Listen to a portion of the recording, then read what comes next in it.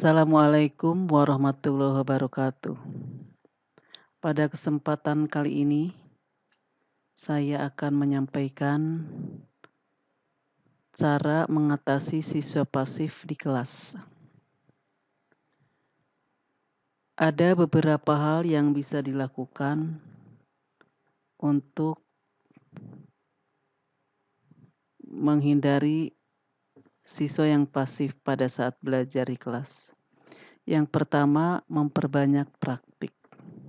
Siswa dilibatkan atau diajak berpartisipasi dalam kegiatan praktik.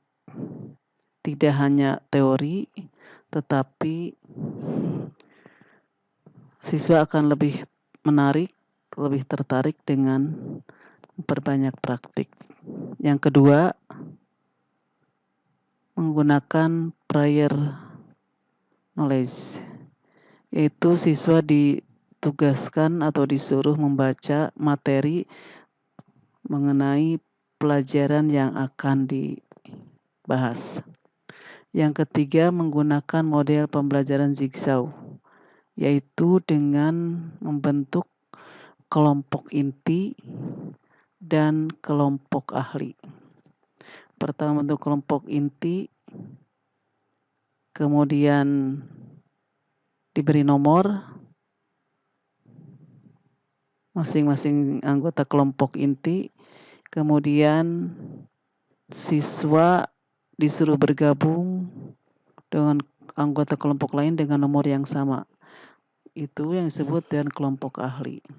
Setelah itu kembali bergabung dengan kelompok inti, kemudian mereka berbagi kepada anggota kelompok inti lainnya.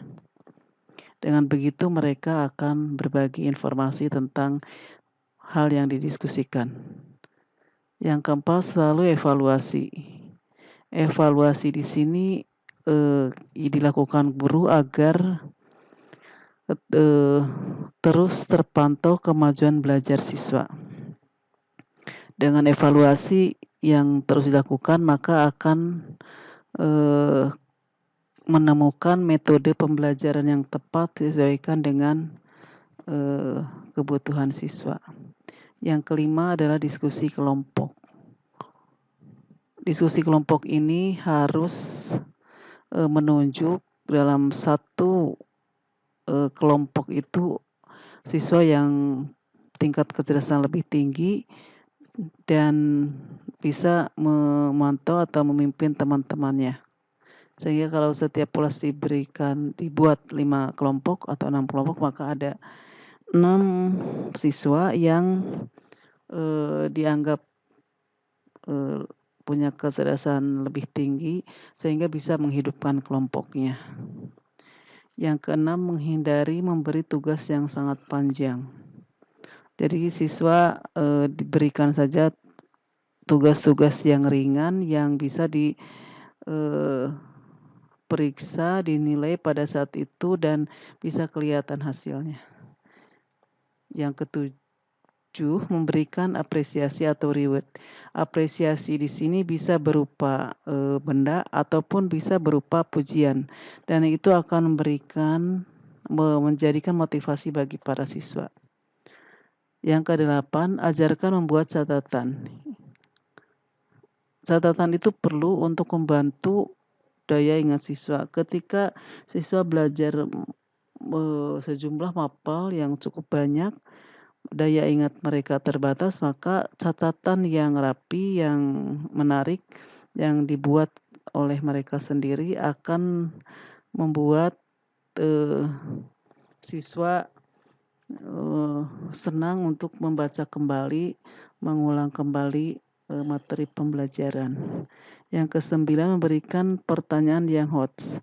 Jadi bukan hanya hafalan-hafalan, tetapi juga bagaimana pemecahan masalah yang sesuai dengan konteks kehidupan mereka khususnya.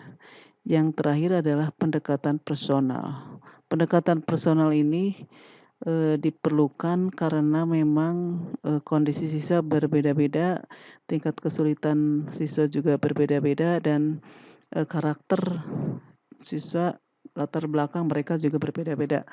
Oleh karena itu, diharapkan dengan pendekatan personal, eee, kesulitan-kesulitan belajar siswa mereka terutama dalam, eee, mengaktifkan pembelajaran di kelas itu akan tercapai. Demikian, eee,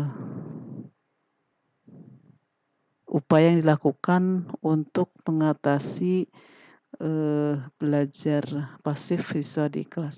Semoga bermanfaat. Terima kasih. Wassalamualaikum warahmatullahi wabarakatuh.